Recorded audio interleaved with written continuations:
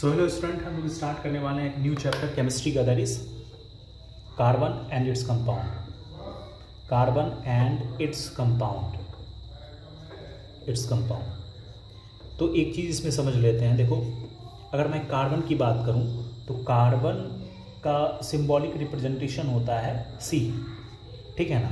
और ये आपको पता होनी चाहिए आपके पी ब्लॉक एलिमेंट का पार्ट है। मतलब देखो, पीरियोडिक टेबल में S ब्लॉक एलिमेंट होते हैं, P ब्लॉक होते हैं, D ब्लॉक होते हैं, F ब्लॉक होते हैं। उसमें से आपका ये P ब्लॉक एलिमेंट का कार्बन क्या है, पार्ट है। अगर मैं इसके एटॉमिक नंबर की बात करूं, एटॉमिक नंबर इसका कितना होता है, दैट इज 6, ठीक है। अगर मैं इसके इलेक्ट्रॉनिक कॉन्फ़िगरेशन की बात करूं, है ना, details electronic configuration with orbitals, वो कितना हो जाएगा, 1s2 2s2 and then 2p2, right. First shell में आपके 2 इलेक्ट्रॉन्स होते हैं and in case of second shell कितने होते हैं, 4 होते हैं, ठीक है। तो ये हो रहा आपका फर्स्ट में 2 एंड सेकेंड में क्या हो जाएगा, 4 होगा। तो मैं इसे वैलेंस, देखो वैलेंस इलेक्ट्रॉन की बात करूं, वैलेंस इलेक्ट्रॉन की बात करूं तो वो कितना हो जाएगा, वैलेंस इलेक्ट्रॉन का मतलब होता है आउटर मोस्ट, है ना, आउटर मोस्ट शेल में जो इलेक्ट्रॉन्स होते हैं। तो वैलेंस इलेक्ट्रॉन इसमें कितना हो जाएगा, 4 हो जाएगा, है ना। अगर मैं इसके वैलेंसी की बात करूं,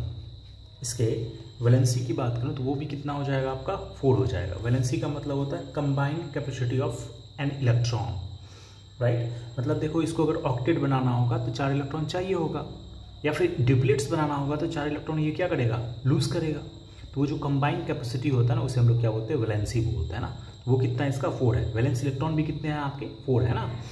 सेकेंड शेल में देखो, फर्स्ट शेल में कितने इलेक्ट्रॉन्स, 2, सेकेंड में कितने टोटल, तो 4, तो है ना, वो तो आपका क्या हो जाएगा, वैलेंस इलेक्ट्रॉन हो जाएंगे, है ना।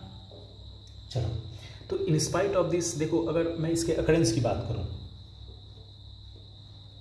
अगर हम लोग इसके अकरेंस की बात करें, ठीक है ना, ये अकरेंस की बात करें तो मोस्टली बहुत सारे ऐसे कंपाउंड्स हैं, living as well as non living, उसमें आपके क्या होते हैं, कार्बन्स होते हैं, राइट। जैसे एनिमल्स है, ह्यूमन है ना। और नॉन लिविंग की बात करें, वुड है, या फिर जितनी भी चीज़ें होती है उसमें आप कहीं ना कहीं कार्बन्स होते हैं, ठीक है। इसीलिए कहा जाता है कि जो 80 to 90% जो कंपाउंड होते हैं वो आपके कार्बन से बने होते हैं, वो आपके हाइड्रोकार्बन से बने होते हैं। तो जो फोर्थ, अगर पूरे यूनिवर्स की बात करें, अगर मैं यूनिवर्स की बात करूं तो ये जो है ना आपका फोर्थ एबंडेंट एलिमेंट होगा। यूनिवर्स की बात करूं तो ये क्या हो जाएगा, फोर्थ एबंडेंट एलिमेंट होगा, कार्बन होता है। मतलब जैसे कि फर्स्ट की मैं बात करूं, फर्स्ट में आपके क्या होते हैं, फर्स्ट में आपके होते हैं हाइड्रोजन, जिससे सेकेंड में क्या होता है आपका हीलियम, ठीक है। उसी तरह से थर्ड में आपका क्या होता है, ऑक्सीजन, एंड फोर्थ में क्या होता है आपका, कार्बन होता है। तो पूरे यूनिवर्स में आपका ये सबसे ज़्यादा एबंडेंस में क्या, फोर्थ पे है ना, वो कार्बन पाया जाता है। फर्स्ट में hydrogen, helium, oxygen and then carbon होते हैं, ठीक है। उसके बाद भी जैसे नियॉन होता है, बहुत सारे एलिमेंट होते हैं, लेकिन ये याद रखना कि ये आपके क्या होते हैं, फोर्थ एबंडेंट एलिमेंट होते हैं पूरी ना, अर्थ के क्रस्ट में जो पाया जाता है। तो वो आप समझ लो कि मिनरल्स जो होते हैं आपके, दैट इज ऑल अबाउट, ये भी आपके 0.02% पाया जाता है कार्बन उसमें, ठीक है ना। मैं एटमॉस्फेयर की बात करूं, इसमें जो CO2 के रूप में ये आपका होता है 0.03%, ठीक है ना, ये होता है। देखो एक्चुअली अगर मैं एयर की बात करूं, जो हम लोग इनहेल करते हैं ना, उसमें आपको पता है कि नाइट्रोजन कितने होते हैं, दैट इज 78%, ठीक है। अगर मैं ऑक्सीजन की बात करूं तो वो कितना है, दैट इज ऑलमोस्ट 21%, ठीक है। तो ये दोनों मिला के भाई कितना हो जाता है, 99%। तो बाकी जो गैसेस होंगे वो तो आपका 1% में आएगा। तो कार्बन डाइऑक्साइड जो होता है वो कितना होता है आपका, 0.03% होता है, ठीक है ना, 0.03% होता है। तो कहने का एक और चीज़ यहाँ पे देख लो कि ये जो गैसेस होते हैं इससे हम लोग क्या करते हैं, इनहेल करते हैं ना। लेकिन व्हेनेवर जब हम लोग बात करें एक्सहेल की, जब हम लोग सांस छोड़ते हैं, मैं क्या बोल रहा हूँ, ये आप इनहेल करते हो, जब आप इनहेल करते हो, यहाँ मैंने एक्सहेल, तो क्या होगा, नाइट्रोजन जब सांस छोड़ते हैं तो नाइट्रोजन का जो परसेंटेज होगा वो 78 ही रहेगा एज यूजुअल, ठीक है ना। ऑक्सीजन के केस में क्या होगा, ऑक्सीजन का परसेंटेज डिक्रीज कर जाएगा क्योंकि हमारा बॉडी यूज़ कर लेता है, और वो यूज़ कितना करता है बोलो, 4% करता है। तो 4% अगर यूज़ कर रहा है तो बचे कितने आपके 17, तो ऑक्सीजन आपका कितना परसेंट रिलीज होगा, दैट इज 17%, ठीक है। तो बाकी जो 4% है ना, जब आप एक्सहेल करते हो तो वो CO2 के रूप में आपका क्या होता है, रिलीज होता है ना। तो जो 4% बचे that is all about carbon dioxide, right. तो ये चीज़ें आपको पता होनी चाहिए। चलो अच्छा, मैंने आपके इसके अकरेंस के बारे में बताया है ना। तो एक और चीज़ है कि आप इसे कैसे चेक करोगे, है ना, how will you check it out कि इसमें कार्बन है। तो अगर मैं कार्बन के एग्जिस्टेंस की बात करूं, आप कैसे चेक कर सकते हो, आप कोई भी चीज़ है ना, जैसे वुड ही है, आप उसे जलाते हो in presence of what, oxygen, तो ये जो है ना आपका कार्बन डाइऑक्साइड रिलीज करेगा, है ना। मतलब एनीथिंग जब आप उसे बर्न करोगे, जलाओगे, तो उसके साथ क्या रिलीज होगा, CO2 गैस रिलीज होते हैं। इससे पता चलता है उसमें क्या है बोलो, कार्बन है ना, उसमें क्या है वो आपके कार्बन से बने होते हैं। अच्छा, कार्बन के कुछ और प्रॉपर्टी को भी देख लेते हैं, हालांकि डिटेल्स हम लोग देखेंगे इसको। ये जो होता है ना, इट इज टेट्रावैलेंट होता है।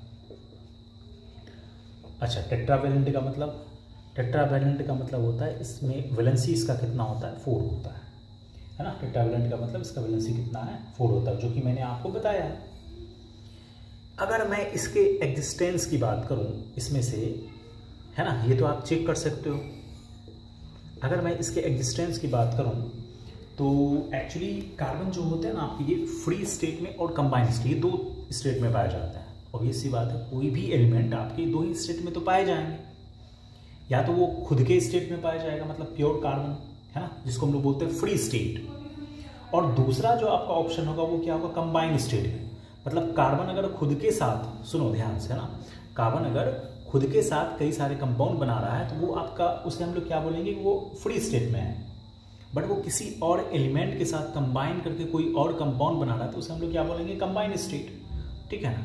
तो चलिए मैं इसे पहले क्लीन कर देता हूँ, है ना, फिर आगे बढ़ते हैं। So what I am trying to speak कि ये जो है ना कार्बन जो है आपके, दैट इज वो आपके 2 स्टेट में पाए जा सकते हैं। एक आपका हो जाएगा फ्री स्टेट, और दूसरा क्या हो सकता है, ये आपका कंबाइंड फॉर्म में पाया जाएगा, कंबाइंड फॉर्म में पाया जाएगा, है ना, या कंबाइंड स्टेट में पाया जाएगा। भाई कैसे, देखो सिंपल सी बात है, अगर कार्बन फ्री स्टेट का मतलब क्या है, खुद के साथ बॉन्ड बना के, है ना, डिफरेंट जब कंपाउंड बना रहा होता है ना, उसे हम लोग क्या बोलते हैं, फ्री स्टेट बोलते हैं, ठीक है। अब कंबाइंड स्टेट का क्या मतलब होता है कि कार्बन जब अपने डिफरेंट एलिमेंट के साथ कंपाउंड बनाते हैं ना, कार्बन अगर डिफरेंट एलिमेंट के साथ कंपाउंड बना रहा है तो उसका कुछ कई सारे एग्जाम्पल हो सकते हैं, जैसे CO2 हो गया, कार्बन डाइऑक्साइड, है ना, या फिर कार्बन मोनोऑक्साइड CO। अगर मैं मीथेन की बात करूं, CH4, है ना, ये मीथेन्स हैं, मीथेन, इथेन, ठीक है। तो मतलब हाइड्रोकार्बन्स बहुत सारे हैं ना, वो कंबाइंड स्टेट में होगा, है ना, अल्कोहल, ये सारे आपके कंबाइंड स्टेट में हैं। और उसी तरह से आपके फ्री स्टेट का मतलब ये है कि कार्बन खुद के साथ कंबाइन करता है ना, और डिफरेंट कंपाउंड बनाता है, तो उसे हम लोग क्या बोलते हैं, फ्री स्टेट में बोलेंगे। जैसे फ्री स्टेट का मैं एग्जांपल दे दूं तो यहाँ पे आपके हो जाएंगे डायमंड, कार्बन खुद के साथ कंबाइन करके ये बनाता है, ठीक है। इसके बारे में हम लोग डिटेल्स का स्ट्रक्चर देखेंगे, इसके प्रॉपर्टी को समझेंगे। उसके बाद मैं बात करूं कि जैसे ग्रेफाइट, ये कार्बन खुद के साथ कंबाइन करके बनाता है ना, ग्रेफाइट है ना। अगर मैं इस कोल की बात करूं, COAl, है ना, कोल, इसमें भी ये कार्बन क्या होते हैं आपके, फ्री स्टेट में होते हैं। अगर मैं बात करूं बकमिंस्टर फ्लूरेंस, है ना, बकमिंस्टर फ्लूरेंस, है ना, ये भी कंपाउंड है, कार्बन 60, है ना। फिजिक्स में, क्वांटम मैकेनिक्स में इसका काफ़ी यूज़ है ना। मैं क्या बोल रहा हूँ, बकमिंस्टर फ्लूरेंस, C60 कार्बन होता है। इन सब चीज़ों को हम लोग क्या करेंगे, डिटेल स्ट्रक्चर और इसके यूजेस को पढ़ने वाले हैं, ठीक है ना। तो ये फ्री स्टेट कहलाएगा, क्यों, क्योंकि इसमें डायमंड में कार्बन के अलावा और कोई भी एलिमेंट नहीं है। अगर मैं ग्रेफाइट की बात करूं तो इसमें कार्बन के अलावा और कोई भी एलिमेंट नहीं है, ठीक है, कोल में भी वही, उसी तरह से फ्लोरेंस में भी वही होगा, C60 से कंबाइन बन के ये बनता है, ठीक है, क्वांटम मैकेनिक्स में यूज होता है ये, ठीक है। अच्छा, कंबाइन स्टेट की बात करें तो कार्बन जब कोई और एलिमेंट के साथ कंबाइन करके, लाइक मैं एग्जांपल देता हूँ CO2, ठीक है, CO2 अगर मैं ले लेता हूँ CH3COOH, है ना, ये सबको पता है ये क्या है, acetic acid, this one is carbon dioxide. मैं बात करूँ CO का, कार्बन मोनोऑक्साइड, जैसे है ना, जैसे मैं एक अल्कोहल ले लेता हूँ C2H5OH, इथाइल अल्कोहल, है ना, जो हम लोग वाइन में यूज़ करते हैं। तो ये सारे जो कंपाउंड बन रहे हैं, जिसमें मीथेन की बात करूँ CH4, ठीक है, तो यहाँ पे देख सकते हो ये सारे आपके क्या हैं, कंबाइंड फॉर्म में है। कार्बन के अलावा भी इसमें क्या और क्या है, ऑक्सीजन है, हाइड्रोजन है, ठीक है, तो इसे हम लोग क्या बोल देंगे, कंबाइंड फॉर्म बोलेंगे, ठीक है। चलो तो मैं इसे क्लीन करता हूँ, अभी आगे बढ़ते हैं। कार्बन का जो वैलेंसी होता है ना, वो क्या होता है, कार्बन का जो वैलेंसी होगा वो कितना होता है, दैट इज 4। अच्छा, हर एलिमेंट जो है ना वो क्या चाहता है, अपने नोबल गैस इलेक्ट्रॉनिक कॉन्फ़िगरेशन को ऑक्यूपाई करना, ठीक है ना। हर एलिमेंट जो है, एलिमेंट want to achieve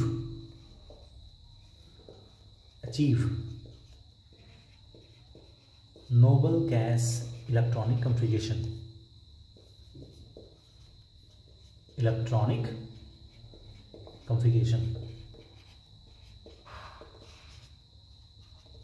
ठीक है ना, हर एलिमेंट चाहता है। तो अगर इसका वैलेंसी 4 है तो ये तो एक काम कर सकता है ना, ये 4 इलेक्ट्रॉन्स लेके अपना ऑक्टेट बनाएगा, है ना, या नहीं तो क्या करेगा, क्योंकि इसका इलेक्ट्रॉनिक कॉन्फ़िगरेशन क्या होता है कार्बन का, मैं कार्बन का इलेक्ट्रॉनिक कॉन्फ़िगरेशन की बात करूं, है ना, 2 और 4। भाई अगर ये 4 इलेक्ट्रॉन्स लेगा तो ये ऑक्टेट को पूरा करेगा, या फिर अगर 4 इलेक्ट्रॉन्स ये लूज कर देता है तो फिर ये ड्यूप्लेट को पूरा करेगा, है ना। अगर मतलब मैं क्या बोल रहा हूँ कि नोबल गैस इलेक्ट्रॉनिक कॉन्फ़िगरेशन का मतलब क्या है कि आउटर मोस्ट शेल में कितने हो जाएंगे, 8 इलेक्ट्रॉन्स हो जाएंगे, ठीक है। तो वो क्या हो जाएगा, इनएक्टिव हो जाएगा, वो जल्दी से रिएक्शन नहीं करेगा, राइट। तो ये अभी अनस्टेबल है। अगर मुझे इससे कंपाउंड बनाने हैं तो इसको 4 इलेक्ट्रॉन्स क्या करना होगा, ऑक्टेट कंप्लीट करने के लिए 4 इलेक्ट्रॉन लेना होगा, यानी तो फिर रिलीज करना होगा 4 इलेक्ट्रॉन्स, ठीक है। अच्छा देखो ये है ना, अगर ये अपना ऑक्टेट को पूरा करे, ऑक्टेट को अगर पूरा करना चाहेगा तो इसको गेन करना पड़ेगा कितना, 4 इलेक्ट्रॉन्स, ठीक है, इसको गेन करना पड़ेगा कितना, 4 इलेक्ट्रॉन्स। लेकिन एक बात बताओ, अगर मैं कार्बन की बात करूं तो कार्बन में आपके नंबर ऑफ प्रोटॉन्स कितने हैं, अगर मैं कार्बन की बात करूं तो प्रोटॉन्स कितने हैं, प्रोटॉन कितने हैं, दैट इज 6, है ना, इसमें प्रोटॉन कितने हैं आपके 6 हैं। अगर मैं कार्बन के इलेक्ट्रॉन की बात करूं वो कितना होगा, वो भी आपका 6 होगा। बट जब आप ये 4 इलेक्ट्रॉन्स गेन करेगा तो बोलो इलेक्ट्रॉन्स कितना हो जाएगा, जब गेन करेगा प्लस 4 इलेक्ट्रॉन्स अगर ये गेन करेगा तो ये कितना हो जाएगा, 10 इलेक्ट्रॉन्स हो जाएगा। तो प्रोटॉन कहाँ पे है, न्यूक्लियस में, है ना, प्रोटॉन तो आपके न्यूक्लियस में होते हैं। तो ये जो न्यूक्लियस है ये 10 इलेक्ट्रॉन को होल्ड ही नहीं कर पाएगा, राइट। समझ रहे हो बात मैं क्या बोल रहा हूँ, जो न्यूक्लियस में जो प्रोटॉन है आपके 6, है ना, वो 10 इलेक्ट्रॉन को क्या करता है, होल्ड ही नहीं कर पाएगा। तो इसीलिए ये कंडीशन हो ही नहीं सकता, this is not feasible at all, right. मतलब कार्बन में नंबर ऑफ प्रोटॉन 6 हैं, इलेक्ट्रॉन 6 है, जब वो 4 इलेक्ट्रॉन्स लेगा तो 10 इलेक्ट्रॉन हो जाएंगे।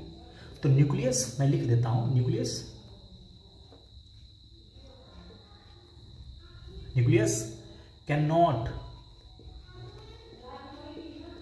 cannot hold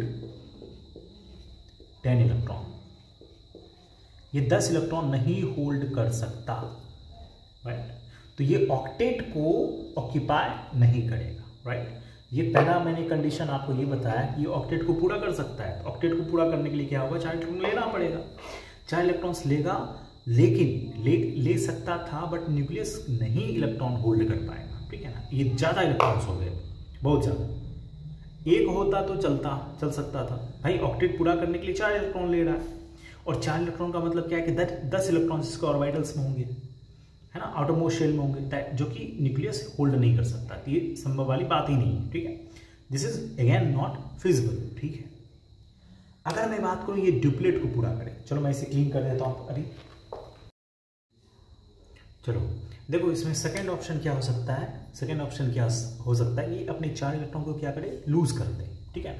अच्छा लूज करेगा तो क्या होगा, लूज करेगा तो ड्यूप्लेट बनाएगा, लूज अगर करेगा तो ड्यूप्लेट बनाएगा, ठीक है। इसमें ड्यूप्लेट होगा तो ये भी एक स्टेबल कॉन्फ़िगरेशन है। तो ड्यूप्लेट बनाने के लिए क्या करना होगा, लूज करना होगा 4 इलेक्ट्रॉन, ठीक है ना, 4 इलेक्ट्रॉन।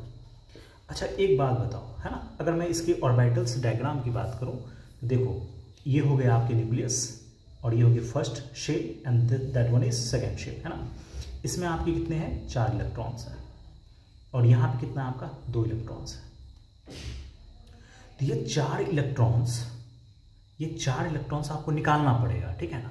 अच्छा एक इलेक्ट्रॉन्स को निकालते हो ना, एक इलेक्ट्रॉन्स को निकालने के लिए एनर्जी देना होता है ना। टू रिमूव इलेक्ट्रॉन में क्या लिख रहा हूं, ध्यान से सुनिए, to remove electron,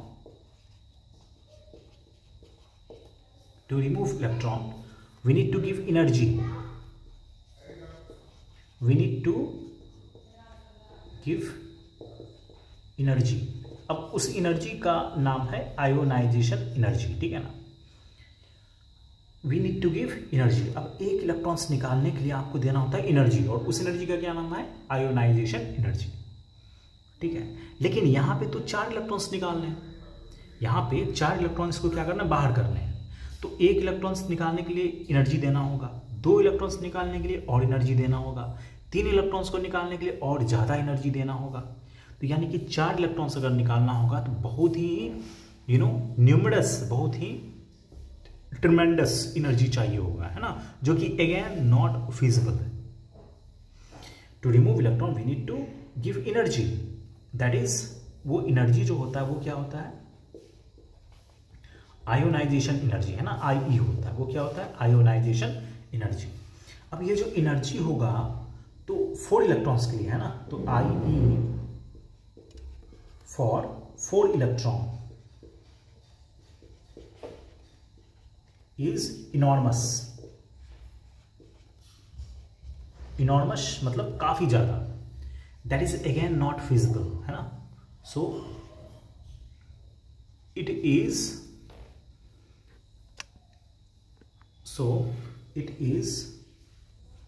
not feasible, है ना। ये भी आपका क्या है, पॉसिबल नहीं है, मतलब ये 4 इलेक्ट्रॉन्स आप नहीं निकाल सकते। We need a lot of energy, है ना। ये आयोनाइजेशन एनर्जी आपको बहुत ज़्यादा चाहिए, जो कि क्या है, नॉट पॉसिबल, ठीक है। तो चलिए मैं इसे अभी क्लीन करता हूँ, अब आगे देखते हैं। आखिर कार्बन करे तो करे क्या, है ना। ये 4 इलेक्ट्रॉन्स देखो ये होल्ड नहीं कर सकता भाई, ये 4 इलेक्ट्रॉन्स दे भी नहीं सकता, तो ये करेगा क्या, है ना। तो आइए हम लोग समझते हैं आगे। मैं इसे क्लीन करता हूँ अभी। हम लोग पढ़ने वाले हैं क्या, कोवेलेंट बॉन्ड, कोवेलेंट बॉन्ड। और कोवेलेंट बॉन्ड से जो कंपाउंड बनते हैं उसे क्या बोलते हैं, कोवेलेंट कंपाउंड। तो एक्चुअली क्या होता है ना, कार्बन और बहुत सारे ऐसे नॉन मेटल होते हैं जो कि शेयर करता है इलेक्ट्रॉन्स को, है ना। तो कई तरह के क्या बनाते हैं, बॉन्ड बनाते हैं। जैसे मैं एक एग्जांपल देता हूँ, जैसे अगर मैं H2 मॉलिक्यूल्स की बात करूँ, है ना, मैं H2 मॉलिक्यूल्स की बात करूँ, तो हाइड्रोजन के आउटर मोस्ट शेल में कितने इलेक्ट्रॉन्स, 1, और ये 2 हाइड्रोजन है तो एक हाइड्रोजन यहाँ भी होगा, इसके पास भी एक इलेक्ट्रॉन होगा। जब ये मॉलिक्यूल्स बनाएगा तो आपस में क्या करेगा, शेयर कर लेगा इलेक्ट्रॉन्स का, ठीक है ना। मतलब ये बोल रहा है कि आप अपने इलेक्ट्रॉन्स को दो मुझे यूज़ करने के लिए, ठीक है। और ये क्या बना रहा है, देखो ड्यूप्लेट बना रहा है, और ये बोल रहा है ये हाइड्रोजन कि आप मुझे ये इलेक्ट्रॉन्स दे दो ताकि मैं भी अपना ड्यूप्लेट बना लूँ, है ना। तो ये म्यूचुअल क्या कर रहा है, शेयरिंग कर रहा है। तो मतलब इस तरह से जो बॉन्ड इस तरह से जो शेयर करके जो बॉन्ड फॉर्म हो रहे हैं उसे हम लोग क्या बोलते हैं, कोवेलेंट बॉन्ड बोलेंगे। अच्छा ये मॉलिक्यूल्स जो होगा वो क्या बोलेंगे, कोवेलेंट कंपाउंड बोलेंगे। ये जो आपके कंपाउंड बने उसे हम लोग क्या बोलेंगे, कोवेलेंट कंपाउंड बोलते हैं, ठीक है। चलो जैसे बहुत सारे एग्जाम्पल हो सकते हैं, जैसे मैं CH4 की बात करूँ, मैं किसकी बात कर रहा हूँ, CH4 की बात कर रहा हूँ। देखो अगर मैं CH4 की बात करूँ, ये रहे आपके कार्बन। भाई कार्बन के तो आउटर मोस्ट शेल में 4 इलेक्ट्रॉन्स होते हैं और 4 हाइड्रोजन है, जब मीथेन ये बनाएगा 4 इलेक्ट्रॉन्स, देखो यहाँ पे चार हाइड्रोजन के साथ ये कंबाइन कर रहा है, चार हाइड्रोजन के साथ ये कंबाइन कर रहा है। अच्छा, हर हाइड्रोजन देखो क्या ड्यूप्लेट पूरा कर रहा है क्या? बिल्कुल, है ना। ये शेयर करके क्या कर रहा है, अपना ड्यूप्लेट भी कंप्लीट कर रहा है। कौन? हाइड्रोजन। इस तरीके से, ठीक है ना। और ये जो स्ट्रक्चर मैं बना रहा हूँ इसे हम लोग बोलते हैं इलेक्ट्रॉन डॉट स्ट्रक्चर, है ना। इसे क्या बोलते हैं? Electron dot structure. अच्छा, ये कार्बन देखो, अब जो ये दो इलेक्ट्रॉन्स हैं इसके, 2 2 4 2 6 2 8, ये देखो अपना क्या ऑक्टेट कंप्लीट किया गया, है ना। ये अपना ऑक्टेट कंप्लीट कर रहा है ना। तो इस तरीके से कंपाउंड बनाते हैं। इससे हम लोग ये जो बॉन्डिंग बन रहा है इसे हम लोग क्या बोलते हैं? कोवेलेंट बॉन्ड बोलते हैं। और जो कंपाउंड फॉर्म हुआ उसे हम लोग क्या बोलते हैं? कोवेलेंट कंपाउंड बोलते हैं। तो आइए हम लोग हम लोग इसे क्या करते हैं, तो आइए हम लोग इसे डिफाइन करते हुए आगे बढ़ते हैं ना। मैं इसे क्लीन करता हूँ अभी। देखो, जो कोवेलेंट बॉन्ड आपके होते हैं, कोवेलेंट बॉन्ड होता है, इसे हम लोग कैसे लिखेंगे? द बॉन्ड फॉर्म, क्या लिखेंगे? The bond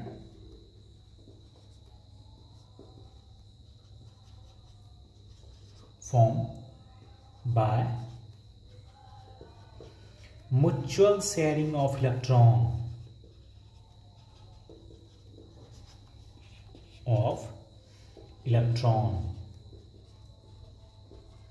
between what? Two non-metal ion, two non-metal atom, है ना। 2 non-metal atom, 2 non-metal atom से जो बॉन्डिंग फॉर्म होता है उसे हम लोग क्या बोलते हैं? कोवेलेंट बॉन्ड बोलते हैं, ठीक है। And the compound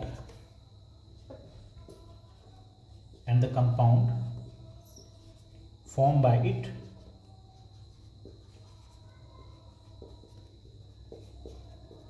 is called, इसे हम लोग क्या बोलेंगे? Covalent compound. इसे क्या बोलेंगे? Covalent compound.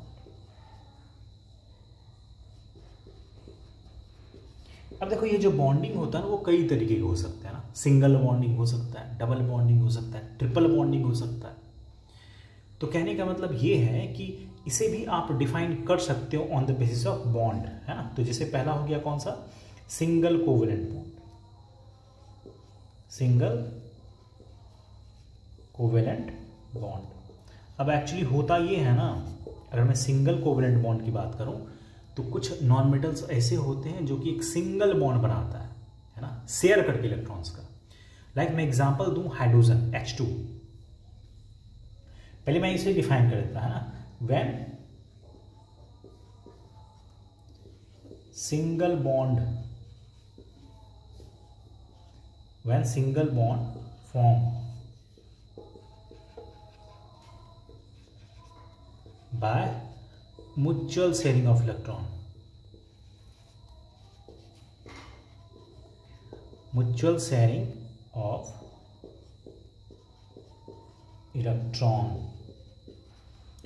between what? Between two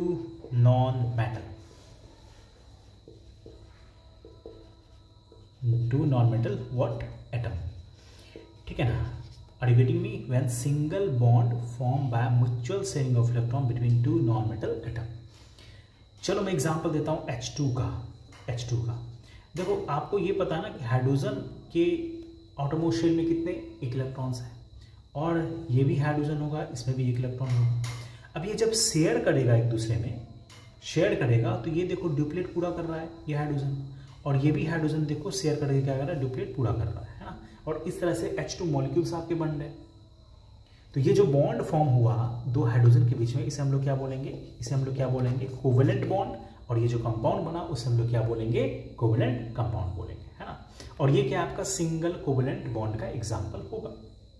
आइए हम लोग कुछ और एग्जाम्पल देखो, जैसे मैं क्लोरीन की बात करूं, जैसे मैं Cl2 की बात करूं। अच्छा, क्लोरीन का एटॉमिक नंबर कितना? 17। भाई अगर इसका इलेक्ट्रॉनिक कॉम्प्लिकेशन की बात करूं 2 8 क्या होगा? 7 होगा, ठीक है। यानी एक क्लोरीन के आउटरमोस्ट शेल में कितने इलेक्ट्रॉन्स हैं? 7 है। अब ये चाहेगा कि अपना ऑक्टेट को पूरा करे, है ना। अगर ये अपने ऑक्टेट को पूरा करना चाहेगा तो जो क्लोरीन है आपके, वो इस तरीके का स्ट्रक्चर बनाएगा। देखो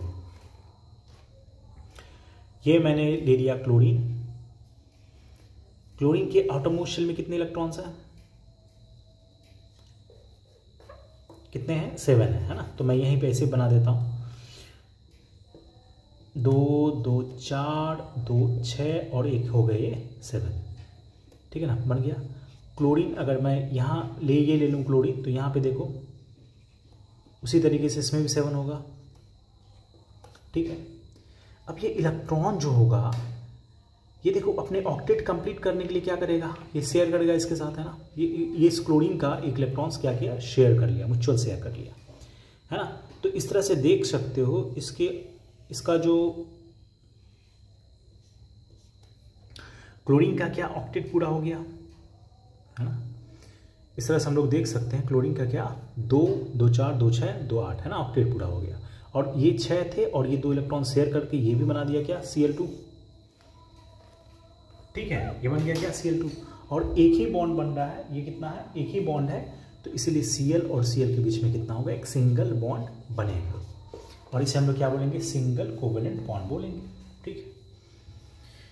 क्लोरीन के आउटरमोस्ट शेल में 7 इलेक्ट्रॉन, ऑक्टेट पूरा करने के लिए 1 इलेक्ट्रॉन चाहिए, तो दूसरे क्लोरीन के साथ क्या करेगा, म्यूचुअल शेयर कर लेगा, 1 इलेक्ट्रॉन से यूज कर लेगा और ये इसका इलेक्ट्रॉन ये यूज कर लेगा। इस तरह से Cl2 के मॉलिक्यूल्स बना देते हैं, ठीक है। तो बॉन्ड को क्या बोलेंगे, कोवेलेंट बॉन्ड, और जो कंपाउंड बना है उसे हम लोग क्या बोलेंगे, क्लोरीन कंपाउंड, ठीक है। मॉलिक्यूल्स है, अगेन ये कंपाउंड भी है।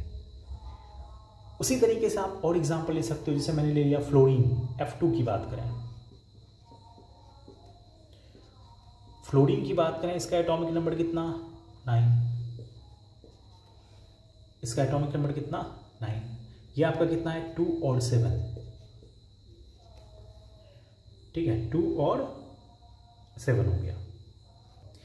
चलो अब देखो क्या करेगा, ये F2 बनाने के लिए क्या करेगा, ये इसके आउटरमोस्ट शेल में 7 इलेक्ट्रॉन्स, उसी तरह फ्लोरीन ये रहा 1 2 3 4 5 6 7,